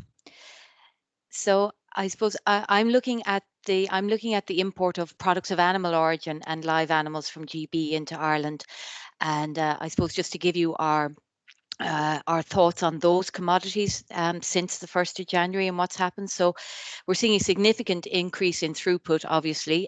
February for products of animal origin, February has had 100% increase on January, and that's no surprise to anyone for the trade reasons that everyone is aware of. Equally, we've had a 200% increase in live animals throughput, and in Dublin Port, that's mainly horses. So I think the equine operators are becoming much more comfortable with the SPS requirements and are able to meet those requirements. So that's certainly very, very encouraging. And as Helena mentioned earlier, that paperwork is improving in the overall method of things. Paperwork is improving. So I don't want to repeat exactly what Joe said, but Joe would be from the plant and plant products side. Again, we'd be from the products of animal origin, live animal side. It's really important, even this late in the day, and we're 2 months in, we are having companies come to us and say, how can I set up to be an importer? Or I need to create a shed, this company isn't an exporter. It's important just to pre-think these steps and to ensure that the people who want to supply, who want to export from GB, who want to import into IE are set up on traces, or that their premises are set up on traces. Now, for the person who's going to be responsible for the load, that's the person who does the shed and the pre-notification on Traces NT. If they're not set up already, it's just important to say that the Brexit registration unit who does that is very, very busy, and it doesn't just happen overnight. It can take 7 to 10 working days to get that sorted. So if you're sitting there thinking, I think I might start doing my traces work in-house, how am I going to go about doing that? Well, I encourage you to get started as soon as possible, because it takes 7 to 10 days to get sorted, and visit our website for more information on how to start that process. So as we're moving through it, we've realized, we knew before, but we've realized now that it's so important. The person who is responsible for the load is the most important person. Probably after the OV signature on the health cert, the person responsible for the load is the most important person in the import controls process. And they are ultimately important for timely submission of correct paperwork. So assuming they obviously can't alter the health cert, so they receive the health cert from the GB supplier, and it is what it is. And in most cases, again, it is most of them are very accurate and correct at the minute. The agent responsible for the consignment will put up the Shed P or the Shed A, depending on whether it's a product or a live animal, on Traces NT. They will also upload these documents to the DAFN portal and upload any supporting documents. And we do ask for a 24-hour pre-notification period to the BCP of entry through the DAFM Imports portal through Traces NT. And as Joe said, this gives us time to troubleshoot and do the documentary checks ahead of the load arriving in Dublin Port. It's so important. I can't undervalue how important it is to get the correct paperwork in the correct time frame. And next slide, please. probably the main issues we're seeing, obviously we've had some loads that we've had to detain or reject, and that's because there just isn't any paperwork associated with them, and that's rookie error. I don't think it's intentional, it's just an error. And although they're not declared to us, customs pick them up on their CN codes, they refer the loads to us, and that's how we see that there's POAO on board that doesn't have the correct paperwork or any paperwork. The next thing would be incorrect paperwork is submitted to us. So the wrong model of health cert, that would be a reason for being detained. If we can't get clarity or replacement health cert or clarity from the OV on the issues in time to process the load would be detained for a while. And again, indeed, if the health cert is missing or it's completely the wrong model, or for reasons that we just cannot trust the certification, then that load will be rejected. So incorrect, inaccurate paperwork. So other reasons why loads would be detained or why we would have to go back to the operator responsible for the consignment for clarity would be, as Joe mentioned, the main thing is disparity between the declared weights. So the weight that's on the health cert must be the weight that's declared on the shed and also on your commercial documents. And that is tricky for agents because of the retail trade and the very large schedules that are attached to health certs, and the difficulty in being able to find the gross and the net weight that is being certified. It may not always be the end tally on the schedule. And that's where I would encourage the agent ahead of time to engage with the supplier as to how to read those schedules, and could the supplier maybe make it easier for the net weight and gross weight to be extrapolated from these documents. It's a major issue is the weight issue. What else now? Late pre-notification causes us and causes the operators actually massive issues with delays, etc. Because if we don't have the paperwork in time, if we don't have the health cert, we don't have the shed in time to do our documentary checks, then the load gets routed to a T10 detention or a park up facility until such time as we can do our documentary checks and have it brought around to us to have then its further DAFM inspection. And I suppose one point to note there, we get a lot of feedback going, why is everything going for SPS? In opposite to what Joe said about plant and plant products, not all plant and plant products are subject to identity and physical checks. And as he said, you may get a green routing if you have a phytosanitary cert, products associated with a phytosanitary cert on board. However, if you have goods on board that are associated with a health cert or a shed P or a shed A or whatever, you will always get a DAFM inspection. There was 100% identity checks on goods associated with health certs and shed Ps. So please don't feel like you're being victimized. It's EU regulations. So I suppose just to point that out. Now, I probably haven't covered off everything. We'll probably get to a lot in the questions and answers, but they're just kind of high level points from our first 2 months of work. Thank you. Thank you very much, Noreen. I'm going to try and give enough time to our external speakers. We have 4 external speakers, but also have some time for questions as well. So if I could ask each of our external speakers to try and be fairly concise, I would be incredibly grateful, because time is against us. We're starting with Paul. Paul, are you there? Yeah, hi, hello, Helena. Good morning. Thank you. Great, thanks very much, and thanks again for the session here this morning. It's a good opportunity, I think, for the trade associations to give some live feedback. A few points from myself. It's a mixture of comments and questions, and looking firstly at the pre-notification on traces and on IPAFs. And, just acknowledging, I think, what Noreen was saying there just near the end, but from, I think, our perspective, the 24-hour pre-notification does not provide the flexibility that FBOs need to meet the requirements of our retail and food service customers in both Ireland and in GB. And we do need to be able to avail of any derogations in the legislation to reduce this.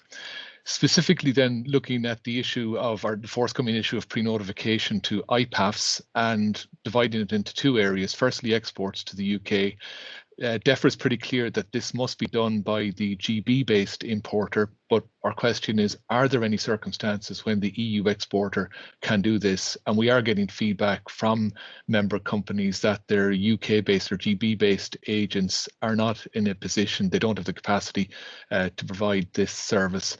Then looking specifically at the issue of transiting the UK, there's a lot of lack of clarity around this at the moment, and I'm sort of talking about the recent webinars that DEFRA have run.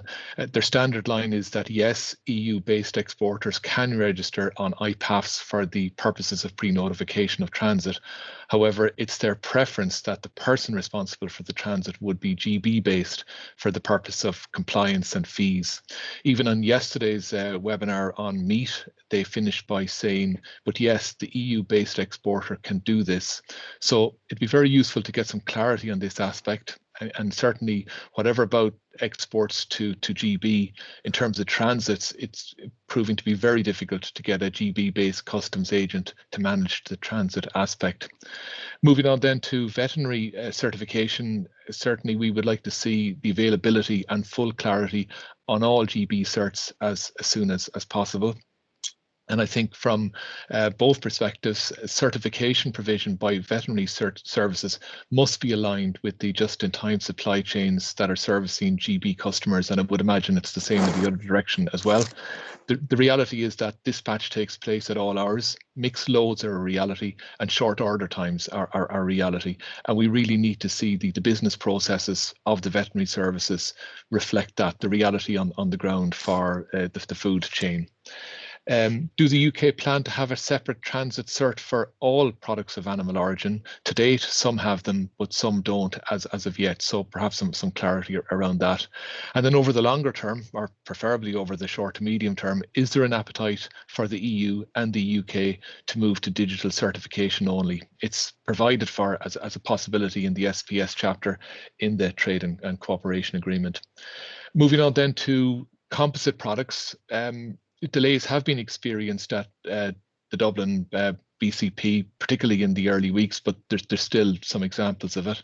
And certainly we've noticed a lack of clarity amongst officials at the customs product or the composite product regulation requirements, what qualifies for exemptions, what doesn't, and so on.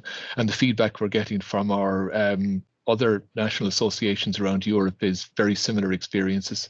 So I suppose our question would be, will this be repeated at the GB border control posts in time? And then a particular issue which has been referred to in the chat box earlier, but from the 21st of April, there will be new EU composite requirements applying. And our view is very clear. They are introducing an additional layer of complexity, particularly around private attestations. That's a big concern for our members. Moving on to groupage, the challenge of groupage loads has already been flagged in the chat box. What's clear is that without a solution, these deliveries will cease and the market will be lost, particularly for SMEs, but also for large companies who do use groupage for some of their dispatch requirements. So clarity is required as to how the standard arrangements, which are vital to the competitiveness of many small companies in particular, but also business for large companies, will be handled, both at the point of dispatch from the processors' cold stores and also at the point of consolidation of these shipments with other shipments at the consolidators' premises. So if it comes to pass that veterinary resources are required to witness every consignment onto every vehicle across the country, then the drag on resources will be immense. And finally, just on the issue of training and information resources, again, I think we have welcomed the webinars that have been held to date, those which are planned. And I think just to reiterate that there's a really strong demand from the industry for webinars and for training resources, plus full clarity on the requirements for every scenario. That's it for me. Thanks very much. Thank you very much, Paul. I'm moving straight on to Charles, please. Thank you. So Unsworth, just as a background to people, we are a customs broker supporting about 700 to 1,200 declarations a day, very centred around product of animal origin and the food, quick service restaurant and supermarket industry. We're actively engaged with DEFRA on working roundtables with David Kennedy and Chris Tyas. So really my sort of points of address are really probably towards the Irish side of things, where we're getting a few roadblocks at present. Just to give you an idea, we've got a pizza manufacturer that does 6,400 loads of composite product pizza. In essence, you've got pepperoni from Italy, and then you've got a mixture of other products on the said pizza.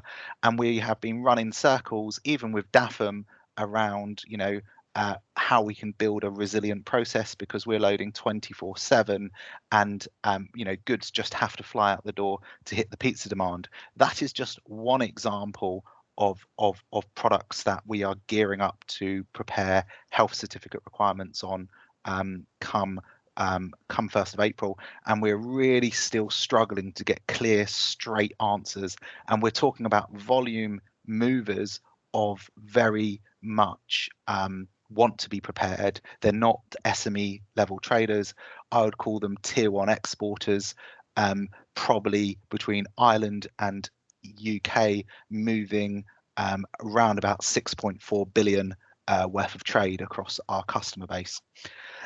In terms of it, we're very much approaching the perfect storm with the enhanced POAO IPAS requirements, and then the customs entries entering under EIDR. If we thought January was bad, April will be a little blip in the ocean.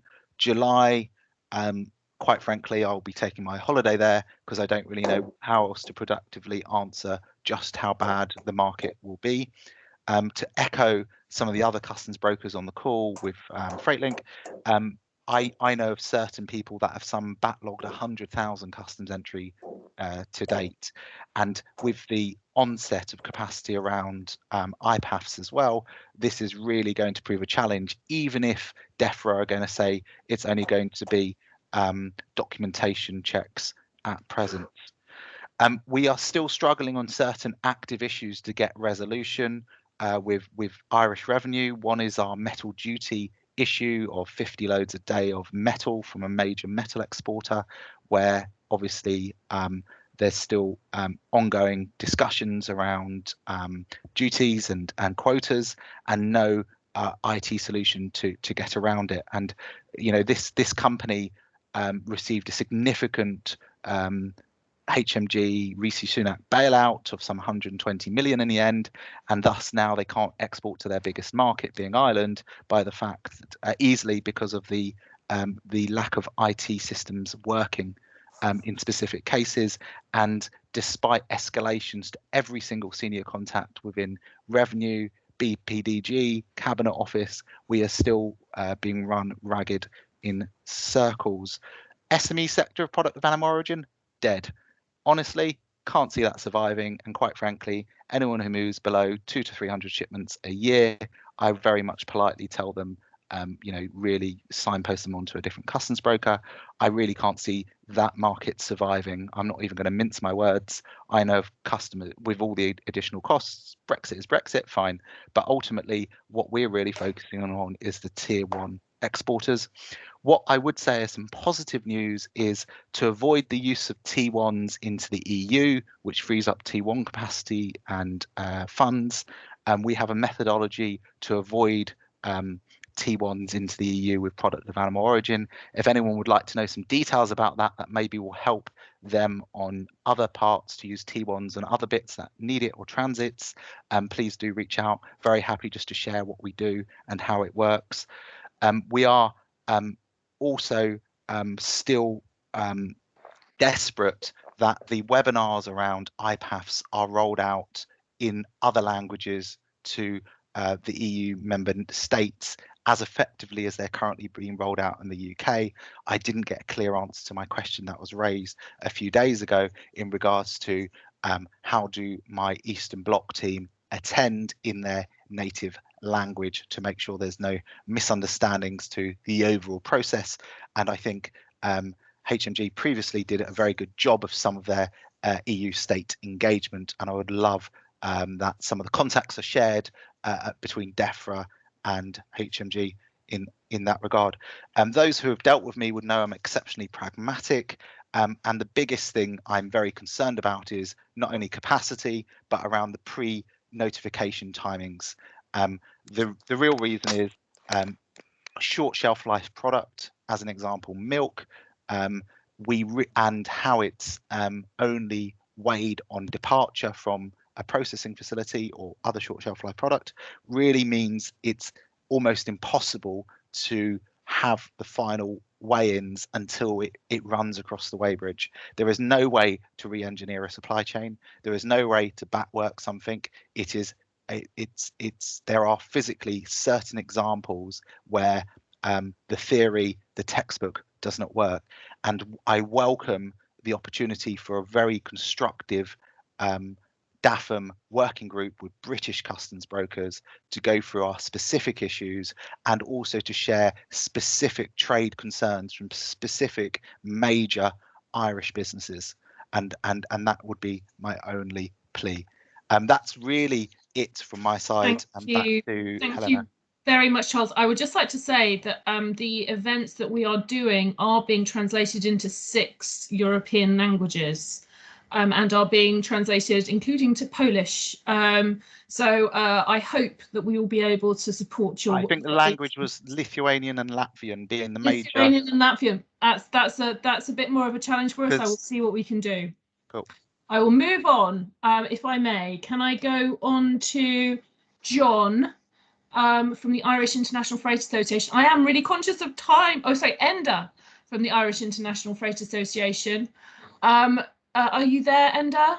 Yeah, hi, how are you? With apologies, can we try and keep it rather concise because we're really running out of time? Thank you so much. Thank you for the opportunity to speak today. I hope the issues and potential issues I put forward are shared by my logistics colleagues on the webinar. I just want to quickly run through the issues we've occurred since the 1st of January. And maybe just touch on the issues we predict from April 1st. One of the biggest issues we've occurred is groupage into the Ireland from the UK around temperature controlled products. 85% of temperature controlled products required a health cert. None of these products were able to move on week 1 of January 1st and are still in a suspended situation. This has had a serious effect on Irish business, especially SMEs, that depend on this groupage services for their sales in Ireland and ingredients for their products. These services are still not readily available, but hauliers are starting to make plans to work around the hubs, setting up hubs in the UK where vets will be on site to sign off and see groupage trailers. But this is still early days. Another issue we've experienced is checks in Dublin Port. We've carried 40 plus loads from the UK into Dublin Port that had health certs. Each of those loads were yellow routed, and all of those loads have experienced delays of 4 to 6 hours, which is quite a delay when driving hours are being. Did you not go for a cycle ride as well? We also found that communication between the Department of Fisheries and the Department of Agriculture in Ireland has been an issue. We've had fish products arrive in Dublin Port that were delayed for over 12 hours, even though those products were cleared by the Department of Fisheries before we even collected those loads. And we're still waiting on a reason why that load was delayed, as both departments are blaming each other. So this is something that we feel that has to be sorted out. The 24-hour notice of arrival for products coming into Ireland. This is quite a delay to put on trucks, especially if they're loading near port in England. We feel that surely this can be brought down a little bit, even so if it's subject to the product, not to the paperwork. Also, we find there's a very lack of communication from the Department of Agriculture. There's very little communication with the Department of Agriculture when a truck is pulled for inspection. You cannot get a relevant person on the phone to ask what the problem is. They will not make contact in an efficient manner to look for documentation or information that will help clear the load. There is no indication of how long a truck has to wait for it to be cleared. And we surely, in this day and age, there can be a live platform where we can log in with a reference number or truck number and get live updates onto what the situation is with the truck on inspection in Dublin Port. And if information is required, it can be uploaded, and also how an estimate of how long the driver will be there for, so companies can manage their drivers' hours. Lastly, on this point is SBS checks for goods travelling ex-Ireland via the UK to France. This is a very unclear situation. I have many hauliers and customers who still think that they need a health cert to travel from Ireland across the UK entering a French port. Now, I was advised last night by a lady in the Department of Agriculture this is not the case, that all you need to do is to make a declaration on traces and the goods will travel through the French border. However, on the Kent Access Pass, when you are carrying food, they'll ask you if you're carrying food products, and when you say yes to this, it'll then ask you, have you a health cert? And if you say no to that, you will not get accepted to enter Kent. So those are some of the issues that we've experienced since the 1st of January. We'd love some clarification on the transits through Ireland to France. I think a lot of people are waiting on that. It's putting a lot of pressure on direct boats from Ireland to Europe, where these trailers could actually transit through the UK. From April 1st, of course, that the SBS health cert requirements through the UK. So first of all, there's no clarity on procedures on the Irish side from the Department of Agriculture of what is required. Hauliers and exporters, SMEs, all exporters really will need some clarification on what is actually going to be required, not in the UK, but on the Irish side of things, such as vet availability, costs of that vet, and any other administrative costs.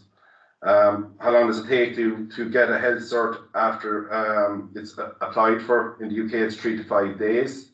What's it going to be in Ireland? What information will be required, such as truck details? When will truck details need to be required for these health checks?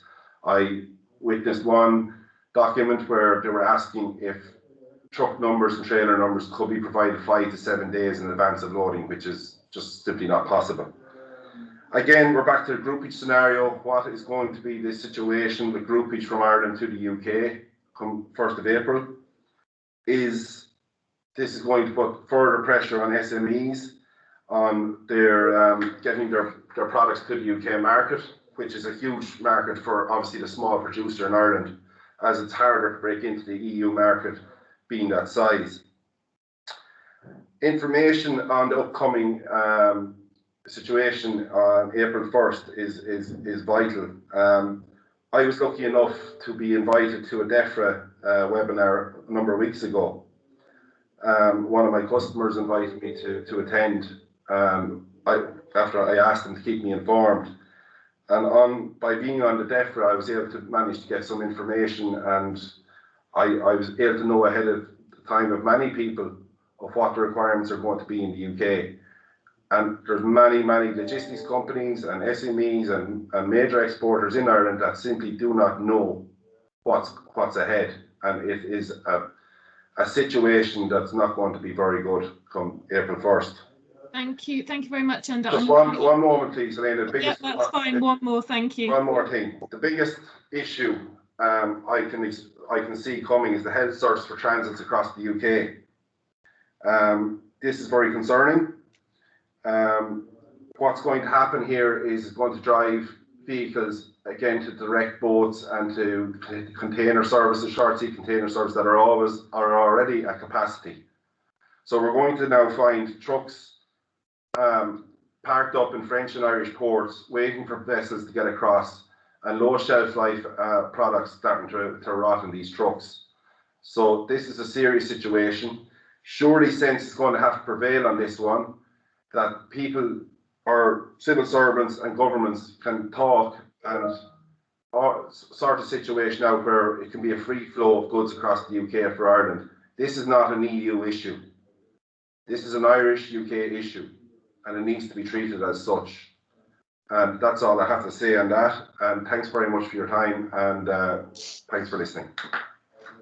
Thank you very much, Enda. And I just reassure you again that we do work extremely closely with colleagues in Ireland. May I move on to our final speaker, which is Pavel. We are going to keep ourselves open for another 10 minutes. But if you could try and keep down to about 5 minutes, that would be wonderful. Thank you, Pavel. I'll be very quick, Helena. Thank you very much for inviting us here. I will not try and repeat what my colleagues have already said. I mean, a lot of the colleagues on the call are BFA members or EFA members. We work with Irish colleagues on a regular basis. Obviously, my HMRC colleagues know me quite well as well. But what I will say is really two things. One, around the capacity of our sector, which has been a concern for quite some time. And I would like to say that ours is a reactive industry in a sense. We are not the buyers. Freight forwarders or hauliers are not the buyers. We are not the sellers. We move goods that people buy and sell. So what we do is we react to the market conditions. The market conditions have obviously changed, and our sector is scaling up. We are increasing our capacity, but our capacity is not going to increase overnight.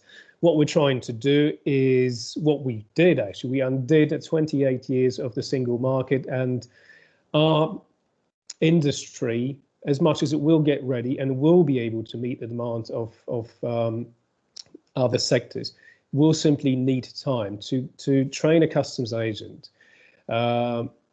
It's not an overnight job. It's not a job which you can just basically sit someone in front of a screen, give them a few hours of online training and say, you're good to go, you can be a customs agent now. It doesn't simply work like that. So I'm afraid it will take time, especially in the area of goods which require additional checks, like SPS checks. This requires additional knowledge, this requires additional experience. And I'm afraid this is not going to happen overnight, and we will have to wait to see that capacity increased. And it's not going to be next week. Another thing is, in a way, perhaps not very optimistic, but what I've noticed over the last couple of months, and like I don't want to sound too pessimistic, but what we're trying to do in a way is trying to square the circle, where we're trying to pretend that nothing's happened and we can still keep the businesses running as they were before the 1st of January. And I'm afraid it's not going to work like that. And again, especially in areas which require additional checks, like food and foodstuffs, drink, etc. Some things will not be able, or some business models, some trade routes will not be able to survive. And I think we have to face that truth, unless we're very willing to make sure that the legislation is changed in such a way that these businesses will be able to carry on in such a way which at least will resemble what we had before we left the single market as the UK, the single market and the customs union. And that's really one point for consideration, because like I'm saying, my colleagues have identified most of the practical issues on the ground. But I think we have to understand that things have changed. If we're trying to keep things or pretend that things haven't, then we are not going to end up in the position where we would like to be. And this is really all from me. I know we have to go, so thank you. Thank you so much for keeping it nice and concise. I'm afraid we're not going to have any time for Q&A on SPS, unfortunately, but we have taken, I do notice that my colleagues have been answering questions in the chat bar, and we will try to do something afterwards together with Heather and team. So I will just hand back to Heather, please. Yes, thank you, everybody. Linda, would you like to wrap up first, and then I'll close the event after you've said your summary, please. Great, Heather. Thanks very much. And yeah, thanks very much for that SPS section as well. And look, there's just a final couple of comments that I want to make, and really to reassure those on the call, like we are absolutely listening to the feedback that we're getting from trade and business. And we do totally recognise the challenges that this new environment is presenting. Pavel has actually said it really clearly in his last presentation. There are clear limitations on what can be done now that the UK is not an EU member. Seamless, frictionless trade is a thing of the past. It is not something we can go back to. But having said that, and within that limitation, we are absolutely committed to aligning and streamlining wherever we possibly can. We are absolutely committed to continuing further joint engagements and themed topics along the lines of this morning in response to trade feedback. And we will continue to progress issues that are already being discussed within domestic fora. So totally committed to progressing those. The trade associations on the line will be aware of those. Collaboration is key, both across the administrations and across trade and business. And we totally recognise that trade and business are fully are they're best placed to recognise where these road blockages are and to try and see where they're arising and what we can do to overcome them. And just finally, I know Heather will cover, but thanks very much to everybody who has participated and to the speakers giving up their time, and to my own colleagues and everybody else on the call who has given their time into the Q&A and the chat. So Heather, thanks very much, and I'll pass back to you. Thanks, Linda. Repeat all the thank yous to your side, but also to our side, to government departments for their participation today. I just have sort of 4 points to raise that I think have come out loud and clear. That you welcome an Irish UK GB technical engagement. We need to maybe use in the Article 18.4 of the TCA. We could use this to discuss swift resolution of issues and also maybe a step change to addressing concerns and challenges for GB-IE trade.